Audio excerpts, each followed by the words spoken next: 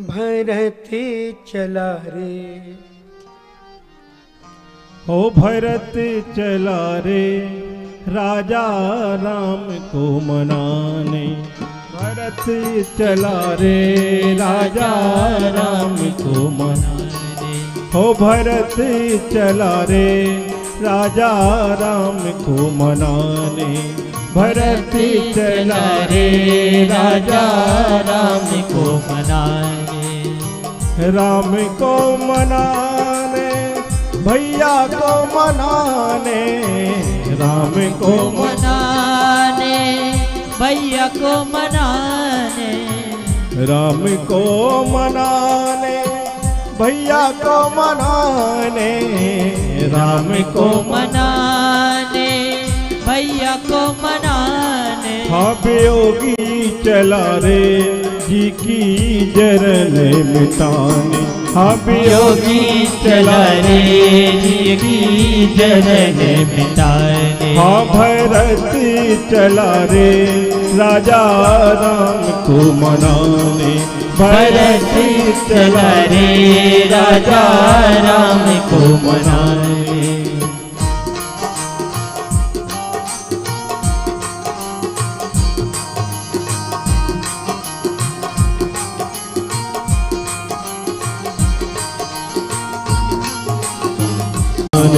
भरत चला रे राजा राम को मनाने। हाँ भरत चला रे राजा राम को मनाने।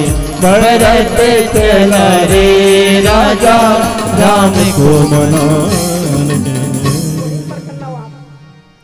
तो इस प्रकार से श्री भरत जी महाराज चले हैं और पूरी की पूरी सेना चली है। गुरुदेव चले हैं, गुरु माताएं चली हैं, अरुंधति अरु अग्नि समाऊ, रथ चढ़ चले प्रथम मुनिराऊ, सब लोगों का पूरा समाज चला है।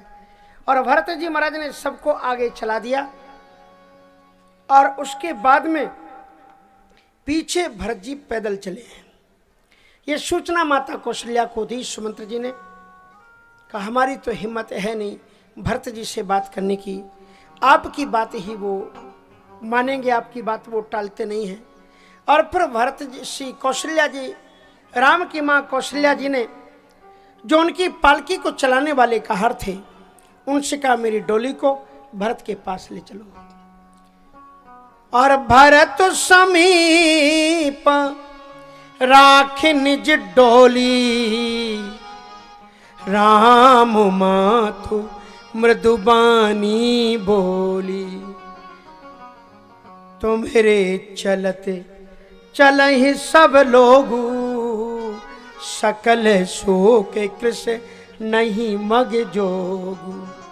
हे भरत तुम्हारे पैदल चलने के कारण सारे लोग पैदल चल रहे हैं, इसलिए होइए मेरी आज्ञा को तुम पालन करो। तुम्हारे पर ये माँ बलिहारी जाती होइए तात असवारा, घोड़े पर बैठ करके तुम चलो। और माँ के किसी की भी आज्ञा को वो टाल दें। वशिष्ठ जी को भी वो जवाब दे देते हैं, लेकिन कौशल्या माँ के शब्दों का वो जवाब नहीं देते। कहते ये वो माँ है जिसने राम जैसे बेटे को मेरे लिए बन जाने दिया है। इसलिए कौशल्या जी की एक भी आज्ञाकारों ने आज्ञा दी। भरत जी घोड़े पर बैठ गए, पर आत्मचिंतन करते रहे कि आखिर मेरी साधना का नियम टूट क्यों गया। भरत जी ने सोचा इसलिए टूट गया क्योंकि मैंने दिखावा कर दिया, लोगों ने देख लिया। इसलिए ध्यान रखना, जोग जुगुति तप मंत्र प्रभाऊ, फलिय तबही जब करिए दोराऊ, ये लोगों को बताना नहीं चाहिए। और उसके बाद में वो चलते हैं, और चलने के बाद में महाराज बड़ी अद्भुत यात्रा उनकी होती है।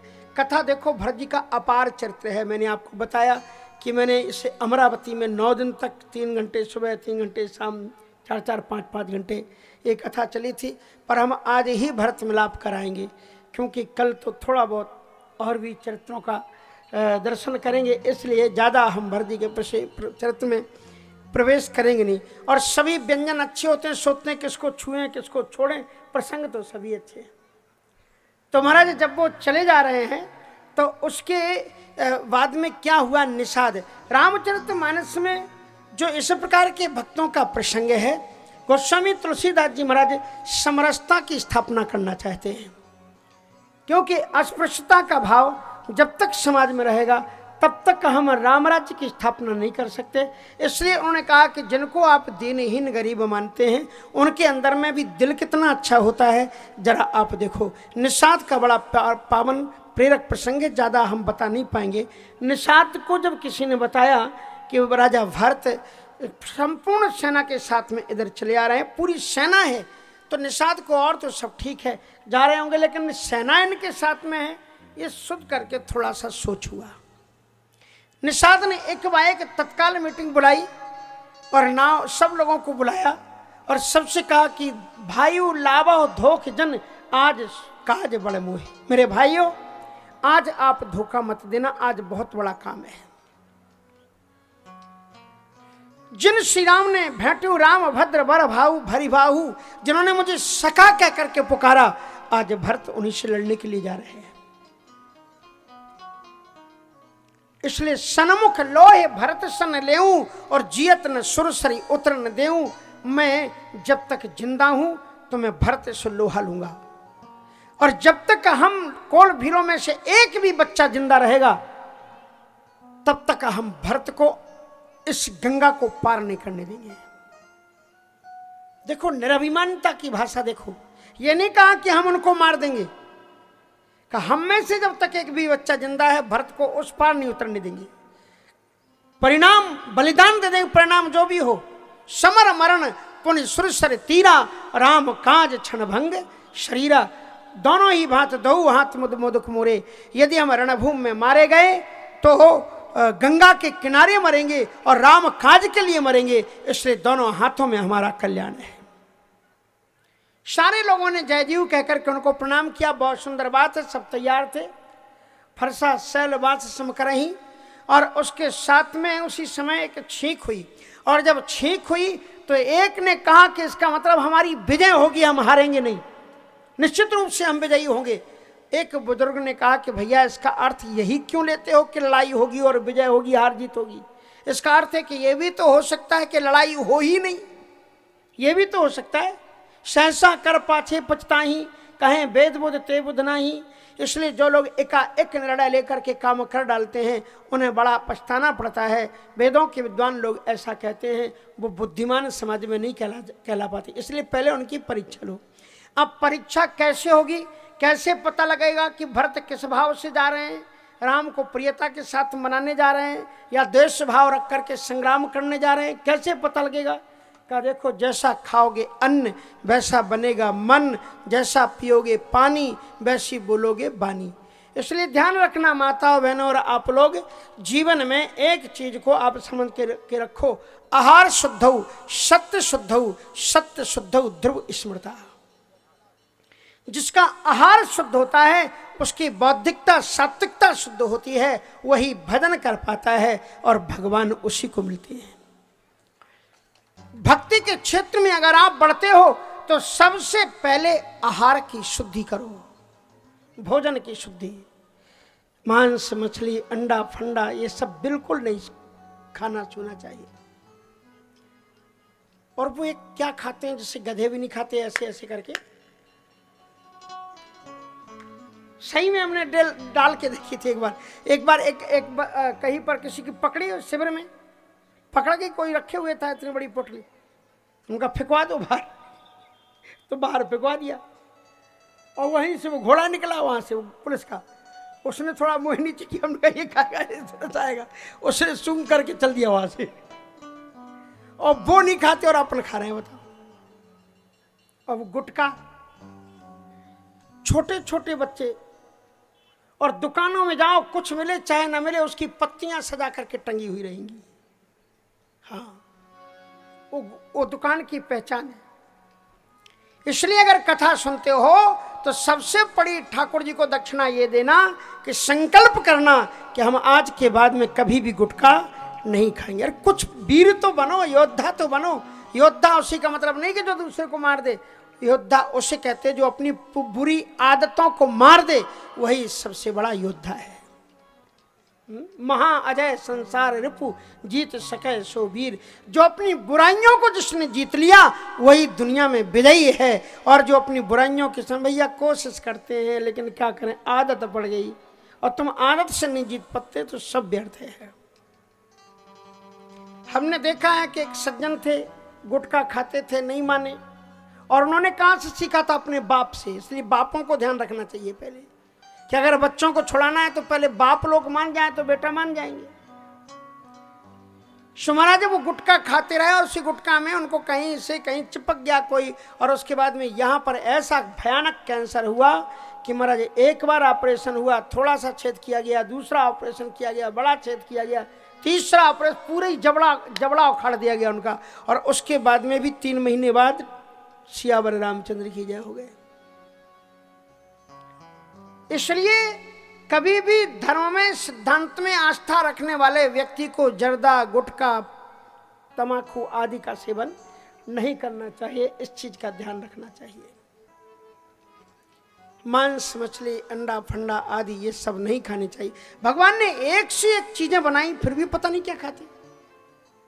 डायरेक्शन के साथ आप कभी देखना, वो जो घोड़ा होता है हॉर्स पावर, कहते महाराज उसमें ताकत आती है। और ये हिंदू लोग बस केवल घास फूस खाते रहते हैं, इसलिए उनमें ताकत होती नहीं है। अच्छा आप बताओ सबसे ज्यादा ताकतवर दुनिया में प्राणी कौन होता है? हाथी। और हाथी क्या खाता है? वेजिटेरियन होता है कि नहीं होता है? 4 शेर अगर उसके पांव के नीचे आ जाए ना तो उसको कुछ कर नहीं सकते, वो तो छल पूर्वक मारते हैं, वो 5-6 मिलकर के। और हॉर्स पावर शक्ति का मूल्यांकन घोड़े के साथ में किया जाता है। और घोड़ा क्या खाता है? चना। चना तुम्हारे पास में रखा है, वो तुम खाते नहीं और उल्टी सीधी चीजें खा रहे हो। भगवान ने डायरेक्शन के साथ में दिए। आप कभी बादाम को देखना, बादाम में हार्ट का चिन्ह बना हुआ, हार्ट के आकार का है, वो दिल के आकार का, और उसमें नसें भी बनी रहती हैं। हार्ट को पावरफुल बनाना है, उसको बादाम खाओ, आपका हार्ट अच्छा रहेगा। छाती को मजबूत बनाना है आपको, घोड़े की तरह चना खाओ, चने में छाती बनी रहती है। डायरेक्शन है उसमें कि किस काम आएगा। आपको रक्त को लाल करना है तो आप गाजर खाओ, टमाटर खाओ, रक्त आपका। अगर आपको नसनाड़ियों को मजबूत रखना है तो आप लौकी खाओ। लौकी को खाने से नसनाड़ियां हमारी मजबूत रहती हैं। एक एक चीज का, अगर आपको खोपड़ी को, दिमाग को सही करना है तो अखरोट खाओ। अखरोट को जब खोलो तो उसके अंदर दिमाग का नक्शा बना रहता है। नक्शे के 7 फल आपको दिए गए, लेकिन फिर भी आदत है कि जो दूसरों का जीवन का आधार है, जिससे बच्चे पैदा होते हैं, उस अंडे को ही खा जाते हैं। बताओ कैसे लोग हैं, क्या गजब के लोग हैं। कहते हैं मां के गर्भ के अंदर बच्चे को मारना महाहत्या है, और उससे ज्यादा हत्या है कि जिस अंडाकार अंडे से जीव पैदा होने वाला हो उसे ही तुम खा जाओ। कहा महाराज अभी जीव आया थोड़ी। ऐसे ऐसे लोग बहाने बनाते हैं। इसलिए जैसा खाओगे अन्न वैसा बनेगा मन, जैसा पियोगे पानी वैसी बोलोगे बानी। मधुर बानी बोलो, मधुर पानी बोलो। राम कथा सुनो तो राम कथा की माधुर्यता अपने जीवन में उतारो। इसलिए जब वह माधुर्य तुम्हारे जीवन में उतार आएगा तो आपकी वाणी भी शुद्ध, प्रबुद्ध और परम पवित्र पावन हो जाएगी। जीवन आपका धन्य हो जाएगा। माधुर्यता घुली हुई होनी चाहिए। सीताराम जी की प्यारी राजधानी लागे, राजधानी लागे, मोहि मीठो मीठो सरजू जी को पानी लागे।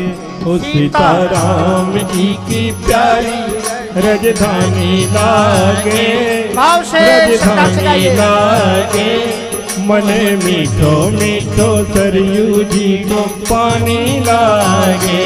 सीताराम जी की प्यारी राजधानी लागे, राजधानी लागे, मने मीठो मीठो सरयू जी को पानी लागे। ओ सीताराम जी की प्यारी राजधानी लागे हो राजधानी लागे मने मीठो मीठो सरयू जी पानी लागे।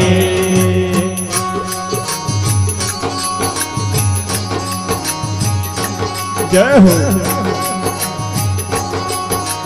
भाव से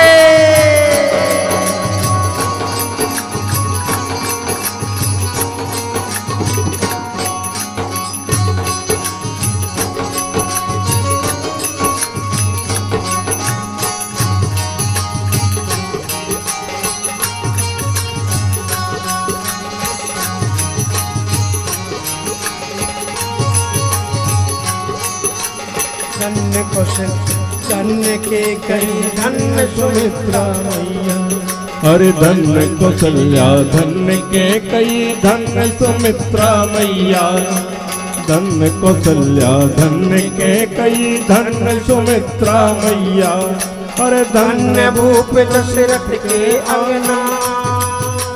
जय हो। ओ धन्य भूप दशरथ के आंगन खेलत चारों भैया। मीठी तोतली रसीली प्रभु की बानी लागे प्रभु की बानी लागे मने मीठो मीठो सरयू जी को पानी लागे।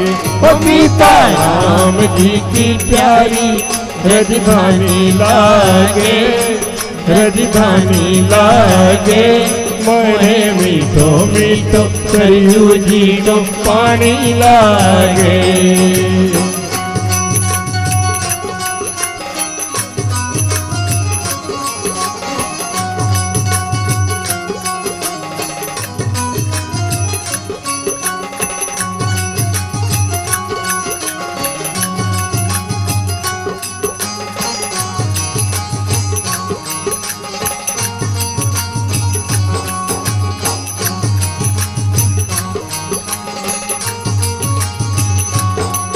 अरे छोटी चावनी रंग महल हनुमान गढ़ी अति सुंदर। छोटी चावनी रंग महल हनुमान गढ़ी अति सुंदर। अरे छोटी चावनी रंग महल हनुमान गढ़ी अति सुंदर। छोटी चावनी रंग महल हनुमान गढ़ी अति सुंदर। अरे स्वयं जगत के मालिक बैठे स्वयं जगत के मालिक बैठे कनक भवन के अंदर। सीताराम जी की शोभा सुख ठानी लागे सुख ठानी लागे मोहे मीठो मीठो सरयू जी को पानी लागे। ओ सीताराम जी की प्यारी राजधानी लागे राजधानी लागे मने मीठो सरयू जी को पानी लागे।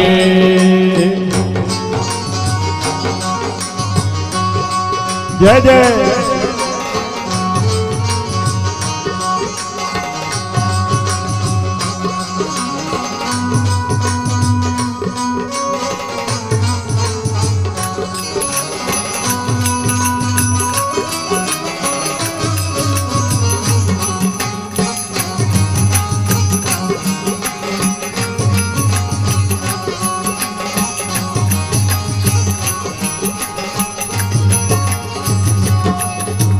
सहज सुहावन भूम श्री रघुवर राम लला की। हर सहज सुहावन जन्म भूम श्री रघुवर राम लला की। हर सहज सुहावन जन्म भूम श्री रघुवर राम लला की।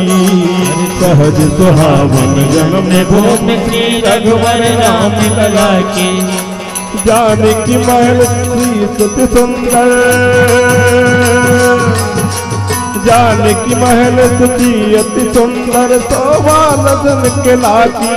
याके कण कण से हो प्रीत पुरानी लागे हाँ पुरानी लागे। और मैंने मीठो मीठो सरयू जी को पानी लागे। मीठा राम जी के प्यारे राजधानी लागे, राजधानी लागे। मैंने मीठो मीठो सरयू जी को पानी लागे। जय हो।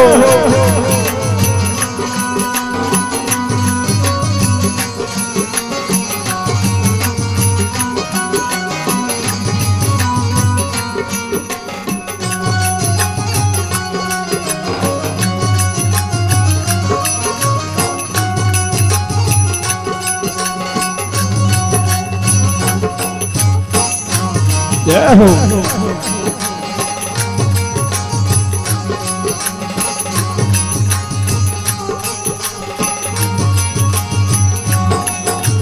जय सिया राम दंडवत भैया मधुरी वाणी बोले।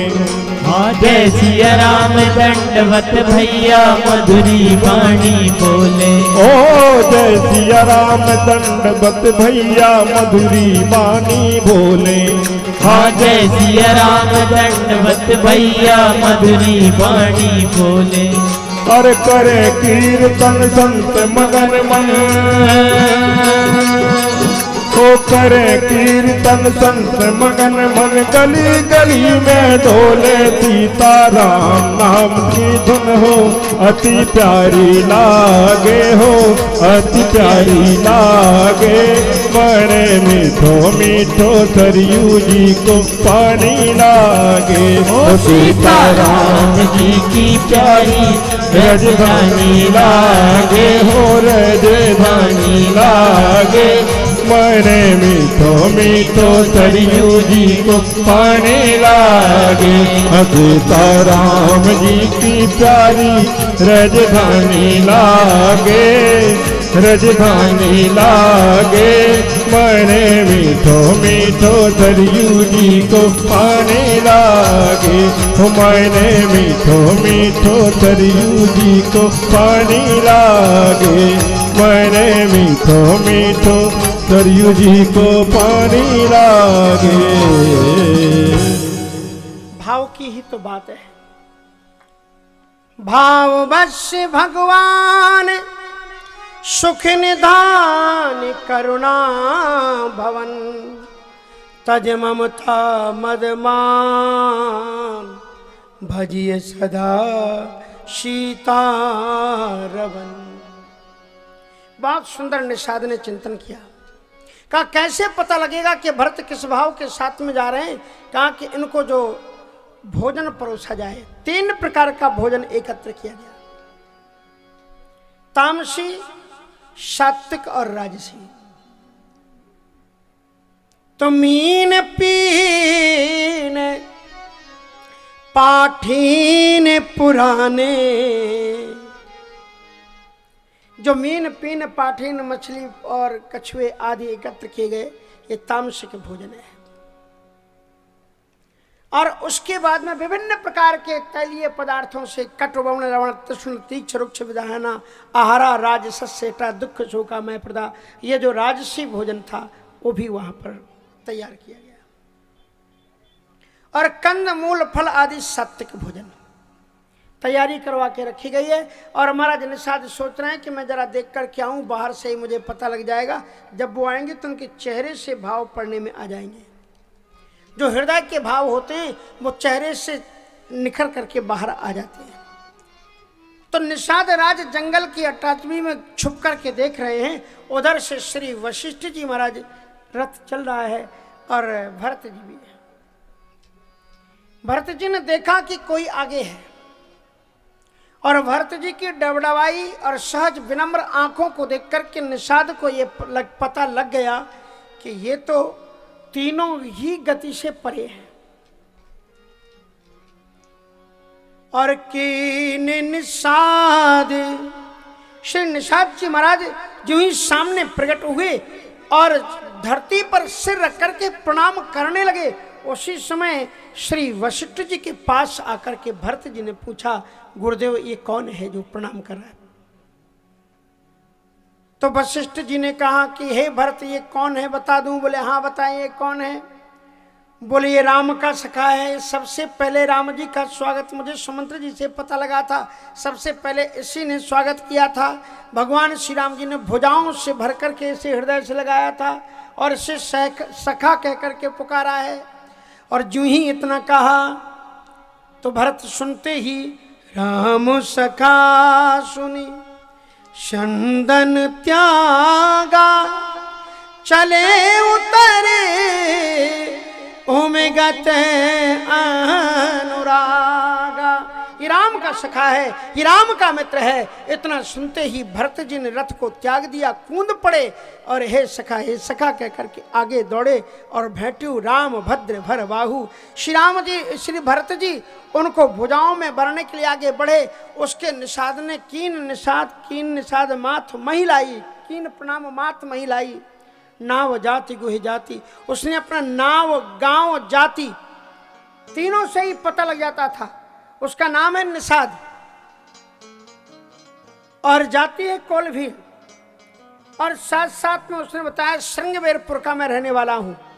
तो तीनों से पता लग जाता था ये निकृष्ट जाति का है। लेकिन भरत जी दौड़े और दौड़ने के बाद में उन्हें हृदय से लगा लिया और कहते कि उल्टा नाम जपत जग जाना, वाल्मीकि भय ब्रह्म समाना। यह तो राम लाए और लीना, कुल समेत जग पावन कीन्हा। ये तो इतना सौभाग्यशाली है कि खुद भगवान श्री राम जी ने इसको अपनी भुजाओं से लगाया और राम जी ने इसको अपना सखा कहा। चले निषाद सखा करसों कर जोरी। बाद में वशिष्ठ जी ने कहा कि भरत तुम भी कुछ ध्यान नहीं देते हो। बोले क्या ध्यान नहीं देते? बोले थोड़ा तो ऊंचा नीचा का ध्यान रखना चाहिए। हमने ये कहा था कि वो राम का सखा है और आपने उसको अपने बराबर में बैठा लिया। अपने बराबर में नहीं बैठाना चाहिए। बोले क्यों नहीं बैठाना चाहिए? कहा कि वो फलाना है ढकाना है। भरत जी ने कहा कि आपने कहा था वो राम का सखा है और मैंने राम के सखा को बगल में बैठा लिया, ये तो मैंने कम किया। राम का सखा तो राम के बराबर का हुआ और मैं राम का सेवक हूं तो उसका भी सेवक हुआ। मुझे तो उससे नीचे बैठना चाहिए था, लेकिन मैंने उसे अपने बगल में बैठा लिया। ये है भरत जी का चरित्र। भरत सरस को राम सने ही, जग जपु राम राम जपु जेहि। एक बात बीच में दूसरी कर दे, थोड़ी ये भी बात करनी चाहिए। अपन सभी किसान हैं और बड़ी श्रद्धा पूर्वक कथा को श्रवण करते हैं। और अभी गेहूं की कटाई होने वाली है और गेहूं की कटाई के बाद में जो आपके खेतों में नरवाई बचती है, उस नरवाई को व्यास गद्दी आग्रह करती है कि उसमें आग ना लगाएं। उसमें आग लगाने के कारण आपने देखा होगा कि पीछे कितनी फसलें जल गई, कितने गांव के लोगों को बड़ी पीड़ा उठानी पड़ी। इसलिए हमारा बड़ी विनम्रता पूर्वक आग्रह है कि थोड़ी सी चीज़ों को अपना बनाने के लिए इतना विशाल भयानक कदम हम लोग ना उठाएं। थोड़ी थोड़ी सी सावधानी करने से हम भी बचेंगे और दूसरों की भी सुरक्षा हम कर सकेंगे। इसलिए नरवाई को ना काटें, इस चीज़ का आप ध्यान बना करके रखें। महाराज कथा तो बहुत है। निषाद जी महाराज उनको लेकर के गए हैं और रात्रि के टाइम पर वितान चारों तरफ लगाए गए, सारी माताओं को उनमें ठहरा दिया गया। और भरत जी महाराज कौशल्या के पास में ही रहते थे, लेकिन आधी रात जब हुई तो भरत थोड़ी थोड़ी देर में कौशल्या भरत के बारे में पूछती रहती थी। इसलिए भरत जी ने सोचा कि माँ सो जाए तब मैं कुछ काम करूं। माँ जब सो गई तो धीरे से उन्हें शत्रुघ्न को बुलाया और अपने हाथों की जगह शत्रुघ्न के हाथ माँ के पांव पर रखवा दिए। कहा तुम दबाते रहना, मैं थोड़ा बाहर जा रहा हूं। और उसके बाद में भरत जी बाहर निकले और बाहर निकल के साथ में निषाद से बोले, पूछत सखहि सो ठाऊं दिखाऊं, नेक जरन जिए हृदय जुड़ाऊ, जहाँ सिया राम लखन निश सोए, जहाँ सिया राम लखन निश सोए।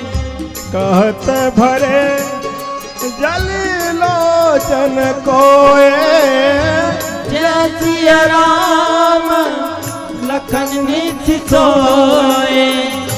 कहते भरे जल लोचन रोए। श्री भरत जी महाराज बाहर निकले, निषाद जी को बुलाया और निषाद के हाथ को पकड़ करके कहा, आंखों में आंसू के भैया हमें जरा उस जगह ले चलो जहां राम जी ने रात्रि को विश्राम किया था। और फिर निषाद उनको लेकर के उस तरु सुष्पा अपनी तथा रघुवर किए विश्राम उस वृक्ष के नीचे लाए जहां राम जी ने विश्राम किया था। अशोक के सुकोमल पत्तों को बिछाया गया और उसके ऊपर दूब बिछाई गई थी। श्री सीताराम जी ने यहीं पर रात्रि को विश्राम किया। श्री भरत जी महाराज को उस शैया को देख करके इतना दुख हुआ है, अथाह दुख हुआ है। उन्होंने वर्णन किया जो राजीव लोचन रघुनंदन श्री राम जी जिन्हें सुपेतु के गद्दे पर होना चाहिए था, मखमल जैसे सुकोमल गद्दों पर होना चाहिए था, वो इस कठोर भूमि पर सोए। और उसी शैया के बीच में कनक बिंदु दुई चार के देखे, राखे सीय शीश समलेखे, राखे शीश सीय समलेखे। उसी जो बनी हुई बिछौना थी उसी में ही कुछ स्वर्ण के 4 बिंदु उन्हें दिखलाई पड़े, मानो को वो भक्ति के 4 भाव थे। और वो भक्ति के भावों को श्री भरत जी महाराज ने उठा करके अपने मस्तक पर रखा है। मानो कि ऐसा लगता था सीता माता जी को समझ में आ गया था कि शैया को देख करके भरत शायद अपने प्राणों को ना रख सके, इसलिए उन्होंने भक्ति भाव के 4 तत्वों को वहां पर छोड़ा कि तुम यहाँ से भरत को सुरक्षित करके हमारे तक ले आना। इसलिए कलक बिंदु दुई चारक देखे। और फिर उन्होंने बहुत चिंतन किया है भरत जी की सुकुमारता, श्री सीता जी की सुकुमारिता, राम जी की सुकुमारता, लक्ष्मण जी की सुकुमारता को देख करके बहुत रोए हैं। फिर उन्होंने पार किया है, गंगा जी पार करके भरद्वाज ऋषि के आश्रम में आए हैं। भरद्वाज ऋषि ने का संवाद मैंने आपको पीछे बताया था कि वो कहते हैं कि भरत आप चिंतित क्यों हो। आपकी चिंता के शायद 4 ही कारण हो सकते हैं। शायद आप इसलिए सोच रहे होंगे आपकी माँ ने ऐसी करतूत की जिसके कारण राम को बन जाना पड़ा, अथवा आप पिता की मृत्यु के कारण रो रहे होंगे, अथवा आपके रोने का कारण ये हो सकता है कि दुनिया के लोग आपको कलंक लगाएंगे कि आपके कारण राम का वनवास हुआ, या फिर आपको परलोक के बिगड़ने का डर होगा। लेकिन भरत जी महाराज कहते हैं कि मुहे नामा तो कर तब कर सोचू, मुहे नामात कर तब कर सोचू। नहीं दुख जगे जी जान को, नहीं दुख जगह जी नहीं पूछो। मरण कर मोहे न सोचू, पिता है मरण कर मोहे न सोचू। मोहे न सोचे बिगड़े पर लोग, मोहे न सोच बिगड़े पर लोग। पिता मरण कर न सोचू, पिता मरण कर मोहे न सोचो। श्री भरत जी महाराज कहते हैं कि मेरी माँ ने क्या कर्तव्य किया इसका रंच मात्र भी मुझे चिंता नहीं, क्योंकि माँ के कर्मों का उत्तरदायी वो माँ खुद होगी। और यदि संसार के लोग मुझे पापी समझते हैं तो सैकड़ों बार समझते रहे, क्योंकि मैं पापी ही हूं। तो अगर मुझे पापी समझते तो मुझे कोई दुख नहीं है। नाहिन डरे बिगिरही परलोक। और यदि मुझ जैसे नीच निकृष्ट पापी के जिसके कारण श्री सीताराम जी का वनवास हुआ, अगर लोक परलोक बिगड़ता हो तो 100 बार बिगड़ जाए, मुझे उसकी कोई चिंता नहीं। और पितहु मरण करा मोहिन शोक। पिता की मौत का भी मुझे शोक नहीं है। कहा एक कैसा बेटा है जिससे पिता की मृत्यु की कोई चिंता नहीं। कहा नहीं, जीवन को धारण करने के जो फल हैं मेरे पिताजी ने दोनों को पाया है। इसलिए राम विरह कर मरण संवारा, जियत राम विधु बदन निहारा। जब तक वो जितना रहे अपने प्राणधन जीवन राम को देखते रहे और दुनिया को बता दिया कि जियो तो राम के होकर के जियो। राम अगर जीवन में ना रहे तो जीवन धारण करने का कोई अर्थ नहीं है। इसलिए राम विरह कर मरने संवारा। तो भरद्वाज जी महाराज उठकर के पास में आ गए। कहा कि आपने लज्जा पूर्वक अपने सिर को नीचे क्यों गड़ाया हुआ है। भरत जी ने बताया। अद्भुत रामायण का उल्लेख है कि भरत जी कहते हैं मैं इस कुटिया में एक बार और आया था, ये बात मुझे याद आ रही है। तीर्थ यात्रा के समय में मेरे पिताजी 3 रानियों और 4 राजकुमारों और मंत्रियों के साथ ऋषिमुनियों के पास गए थे। उस समय की एक घटना गुरुदेव मुझे याद आ रही है और आपको भी याद होगी।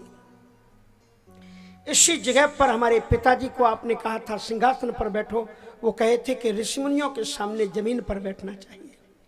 हमारे पिताजी और माताएं इसी जगह पर बैठी थी और उस समय पर मेरे पिता की गोद में रामलला थे। मैं अपनी माँ की गोद में था। उस समय हम लोगों को ज्यादा होश नहीं था, 2-3 वर्ष की थी। और मैं अपनी माँ की गोद से उतरा और मैं पिताजी की गोद में चढ़ने लगा, क्योंकि उनकी गोद में भैया भी थे। और जब मैं चल रहा था तो आप हंसे थे। तो मेरे पिताजी ने पूछा था कि गुरुदेव आप हंस क्यों रहे हो भरत को गोद में चढ़ते हुए देख करके। कहा देखो ना, छोटे बच्चों के मन में भी कितनी ईर्ष्या है, क्योंकि राम तुम्हारी गोद में है, इसलिए ये कैकेयी का बेटा भरत भी तुम्हारी गोद में ही बैठना चाहता है। उस समय दशरथ जी ने कहा कि महाराज आप गलत सोच रहे हैं, हमारे बच्चों में ये भाव है ही नहीं। ये मेरे लिए मेरी गोद में नहीं आ रहा है, ये कौशल्या के बेटे राम के लिए ही मेरी गोद में चढ़ना चाहता है। और थोड़ी देर बाद में भरत जी चढ़ आए पिता को पकड़ करके, पिता के हाथ को। और जब चढ़ आए तो पिता से नहीं लिपटे, उनकी गोद में जो राम जी बैठे हुए थे उनसे भरत जी लिपट गए, हंसने लगे। उस समय गुरुदेव आपने एक शब्द कहा था, आपने कहा था दुनिया में राम और भरत का प्रेम विख्यात होगा। गुरुदेव आपके वो वचन असत्य हो चुके हैं, आपके वो वचन असत्य हो गए, क्योंकि मैं राम के साथ में प्रेम का निर्वहन नहीं कर सका। राम का मेरे कारण वनवास हो गया। आप कहते थे 2 भाइयों का प्रेम प्रसिद्ध होगा, और मेरे कारण आज राम कंट का किरण। इसलिए ना तो मुझे भोग अच्छा लगता है और ना मुझे नींद आती है। इसलिए श्री भरत जी महाराज कहते हैं कि रात में मुझे नींद नहीं आती और दिन में मुझे भोजन अच्छा नहीं लगता है, क्योंकि जब मैं भोजन करने बैठता हूं तो मुझे याद आती है कि मेरे भैया क्या खा रहे होंगे इस समय पर। राम लखन सिय बिनु पग पनहि, कर मुनि बेश फिरहि बन बनहि। राम लखन सिय बिनु पग पनहि, कर मुनि बेश फिरहि बन बनहि। यही दुख दाहि दाहै दीन छाती, यही दुख दाहै दाहै दीन छाती। भूखे न बासर नींद न राती, यही दुख दाहै दाहै दीन छाती। भूखे न बासर नींद न राती। यही दुख दागी कहे दीन छाती, भूखे न बासर नींद न राती। यही दुख दाहे दिन छाती, भूखे न बासर नींद न राती। इसलिए यही कुरोग कर औषध नहीं, जिस रोग के कारण गुरुदेव मैं रो रहा हूं, उस रोग की कोई भी दवा दुनिया में है ही नहीं। राम लखन सिय बिनु पगे पनहि, मुझ अभागे भरत के कारण ही भरत लक्ष्मण और सीता जैसे भैया और भाभी बिना पनहियों के कदम कदम जंगल में भटक रहे हैं। मेरी छाती सुनकर के जीर्ण शीर्ण फट क्यों नहीं जाती। यही दुख दाही दहे दिन छाती, और भूख न बासर। दिन में मुझे भूख नहीं लगती, क्योंकि मुझे याद आती मेरे भैया क्या खाते हैं। और नींद न राती, और रात में मुझे नींद नहीं आती कि भैया पता नहीं किस जंगल में आज कहां पर पड़े होंगे, कैसी कंट का किरण भूमि होगी।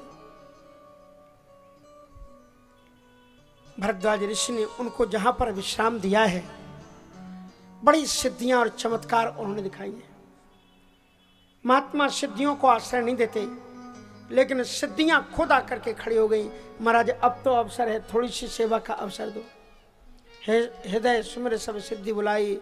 और महाराज फिर क्या था, महाराज देखते देखते विशाल विशाल भवनों का तैयार हुआ। एक एक मकान में एक एक कल्पतरु, सुख चंदन वनितादि के भोगा, सारी चीजें वहां पर। लेकिन संपत चकई भरत चके मुनि आया सुखिलवार, तेहिन से आश्रम पिंजरा राखे भाव अनुसार। संत की आज्ञा का उन्होंने उल्लंघन तो नहीं किया, वो उसमें रहे, लेकिन उसी तरह से रहे जैसे रात्रि के समय पर चकवा और चकवी रहते। उसी पिंजड़े के अंदर में आप बंद कर दो, लेकिन रात्रि में वो एक दूसरे से पीठ फेर करके रहते हैं। तो उसी प्रकार से रिद्धि सिद्धि से उत्पन्न हुई जितनी संपत्ति थी वो चकवी के समान हो गई। और जब भरद्वाज जी आए हैं तो उन्होंने भरत जी को जमीन पर अपने पाँव को समेट करके रोते हुए पड़े हुए देखा है। वो लेटे हुए अपने पाँव को सिकोड़ करके रो रहे हैं, राम राम कह करके रोए हैं। सुबह भरत जी ने प्रस्थान किया है। भरत जी ने प्रस्थान किया, देवताओं को बड़ी चिंतित हुई, बड़ी सभा की गई। देवगुरु बृहस्पति आए और उन्होंने स्पष्ट रूप से साफ साफ रूप में कहा कि कर्म प्रधान विश्व करि राखा, जो जस करे सो तस फल चाखा। और उन्होंने ये भी समझाया कि ध्यान रखना इंद्र, ज़्यादा गलती मत कर बैठना, क्योंकि जथा चक्र भय ऋषि दुर्वासा। समझाया कि रामाय भरत में रोकने की कोशिश मत करना। बड़ी सुंदर प्रसंग क्या क्या आपको सुनाए। और आगे चलते हैं। और उसी रात में सीता जी ने एक स्वप्न देखा है, और सीता जी ने स्वप्न देखने के बाद में उनको अत्यंत चिंता हुई। श्री राम जी की ओर देखा, राम जी ने देखा कि सीता जी को चिंता है, और सीता जी ने बताया कि मैंने आज सुबह सुबह स्वप्न देखा है कि भरत संपूर्ण सैनिकों के साथ, अवधवासियों के साथ, रथ रात गाजे बाजे के साथ में, सैनिकों के साथ, अस्त्र शस्त्रों के साथ यहाँ तक चले आ रहे हैं। मैंने माताओं को देखा है, लेकिन श्वेत वस्त्र में देखा है, पिताजी को साथ में मैंने नहीं देखा। इतना सुनते ही राम जी दुख में डूब गए। और दुख में डूबने का कारण यह था कि माताएं सफेद वस्त्र में थी, उनका कोई कारण नहीं था। लेकिन लक्ष्मण जी राम के प्रेमी हैं और ये दूसरी बात दिखाना चाहते हैं, और इसलिए उन्होंने ये दिखाया कि रघुपति कीर्ति विमल पताका, दंड समान भय जस जाका। इसलिए चार चीजें जीवन में किसी राष्ट्र को सुरक्षित रखना हो तो जरूरी होती हैं, और वो होती शांति की स्थापना, क्रांति का उन्मूलन, क्रांति का संचालन और भ्रांति का निवारण। भ्रांति का निवारण करके शांति में क्रांति को पैदा कर देती है। यहाँ पर भरत की जो पताका थी वो ऊंची उठ रही थी, सारी दुनिया देख रही थी कि भरत सब कुछ त्याग करके राम को मनाने चले जा रहे हैं, और राम की कीर्ति ध्वजा झुक रही थी।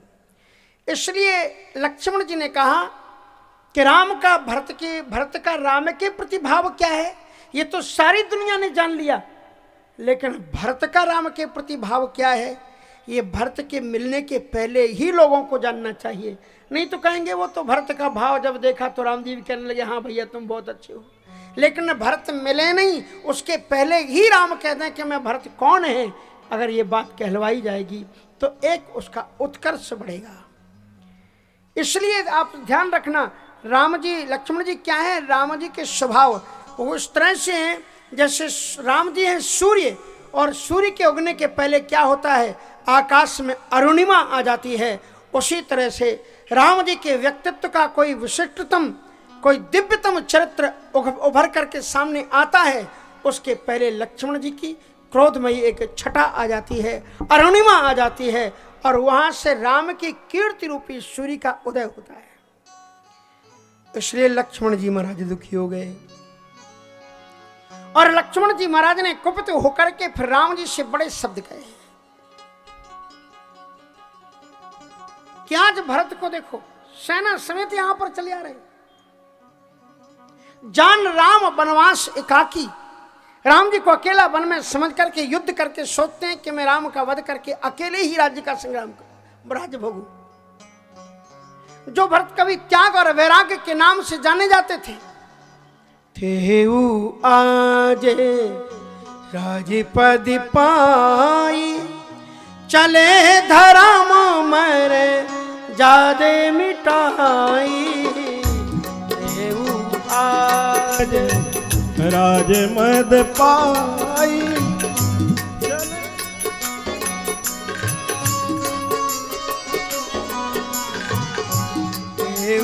आज राजपद पाई, चले धर्म मरे जादे मिटाई। देव आज राम पद पाई, चले धर्म मरे जादे मिटाई। आज राम से बके जस ले, आज राम से बके जस ले। भरत ही समारे सिखावन देऊ, भरत ही समारे सिखावन देऊ।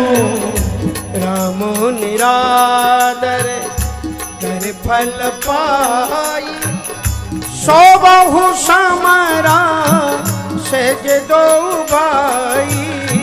राम निरादर कर फल पाई, सो बहु समारा सेज दो भाई। जो सत्य शंकर जो सहाय करो, शंकर आई। जो सहाय करे शंकर आई, तो मारो रन राम दुहाई। जो सहाय करे शंकर आई, तो मारो रन राम दुहाई। तो मारो रन राम दुहाई, तो मारो रन राम दुहाई। श्री भरत जी महाराज उठ करके खड़े हुए, भैया के पाद पद्मों में प्रणाम करके आज्ञा मांगी कि आज लगता है भरत भी मर्यादा की रेखा को लांघ गए हैं, अन्यथा भैया को मनाने आते तो सैन्य साज सज्जा की क्या जरूरत थी। आप कभी वाल्मीकि रामायण के प्रसंग को पढ़ना, कितनी बड़ी सेना थी, और भरद्वाज जी ने जो उनकी सेना को ठहराया है, कितनी बड़ी व्यवस्था की है। आज मैं उनके साथ में युद्ध करूंगा, और मैं उसी प्रकार से जिमकर निकर दलय मृगराजू, ले लपेट लवा जिमबाजू। आज उस पूरी संपूर्ण सेना का तैसे ही भरत सैन्य समेता, आज संपूर्ण सेना के समेत रणभूमि में उनको गिरा दूंगा भाई समेत। और जो सहाय कर शंकर आई, यदि शंकर जी भी उनकी सहायता में आज उतर आए, तो मारो रण राम दुहाई, तो भी आज मैं भरत को छोड़ने वाला नहीं हूं। इतनी जो ही बात कहकर के उन्होंने जटाओं को बांधा, पृथ्वी प्रकंपित हुई, आकाश से उल्कापात हुआ, बिजली चमक उठी और एक गंभीर आवाज आई, सहसा कर पाछे पछताही, कहें वेद बुध ते बुध नाही, सुन सुर वचन, सुन सुर वचन। तत्काल उनके वचनों को छोड़ करके लखन सकुचाने लक्ष्मण जी महाराज संकोच में पड़ गए, और जो ही संकोच में पड़े उसी वक्त को पा करके श्री राम जी ने बड़ी सुंदर बातें भरत जी के लिए कही। सुनहु लखन भले भरत सरीसा, और विधि प्रपंच महु सुना नदीसा। हे लक्ष्मण, मैं सत्य कहता हूं, भरत जैसा भाई विधाता के संपूर्ण सृष्टि में ना तो देखा गया है और ना सुना गया है। प्रपंच मानी क्या होता है जानते हो? प्रपंच मानी होता है 5 चीजों को जिन वस्तुओं का निर्माण किया जाए वो सारी वस्तुएं प्रपंचात्मिका कहलाती हैं। प्रपंच, आप ये शब्द तो बहुत बोलते होंगे लेकिन इसका अर्थ बता रहा हूं। प्रपंच 5 चीजों से प्रकृष्ट करके जिसको बनाया गया, वो 5 चीजें कौन? पृथ्वी, जल, तेज, वायु, आकाश। ये 5 तत्व से विनिर्मित और विधि प्रपंच गुण अवगुण शाना, ये विधाता ने संपूर्ण सृष्टि को गुण अवगुण शान करके बनाया है। इसलिए दुनिया में ऐसा कोई भी व्यक्ति नहीं है जिसमें गुण ही गुण हो और कोई अवगुण ना हो, और ऐसा भी कोई नहीं है कि जिसमें अवगुण ही अवगुण हो और जिसमें कोई गुण ना हो। लेकिन ये सिद्धांत के आधार पर अगर तुम सोच रहे हो कि यदि भरत के जीवन में कुछ गुण है तो अवगुण भी होंगे, तो ये बिल्कुल गलत है, क्योंकि भरत जैसा भाई विधाता के प्रपंच में ना तो देखा गया है ना सुना गया है। इसलिए मैं तुम्हें बता दूं, क्योंकि भरत की सृष्टि ब्रह्मा जी ने की ही नहीं है,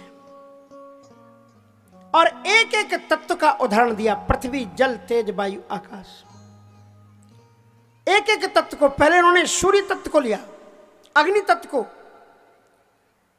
ते मेरे तरुने तारे निहिम खुगिलाई, गगने मगने में गए मिलाई।